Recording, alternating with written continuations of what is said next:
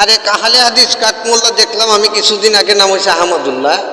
এই কাঠমোল্লা এরা বলে যে ফরজ নামাজের পরে দোয়া করা বেদাত, সবাই সম্মিলিতভাবে একত্র হইয়া দোয়া করা বেদাত।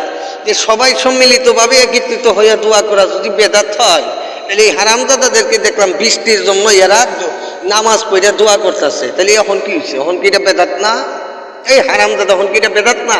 দোয়া করা রাসূলের সুন্নাত, রাসূলের সুন্নাতকে এরা বেদাত ফতুয়া দিছে, অথচ ও নিজেই বেদাতের সাথে জড়িত।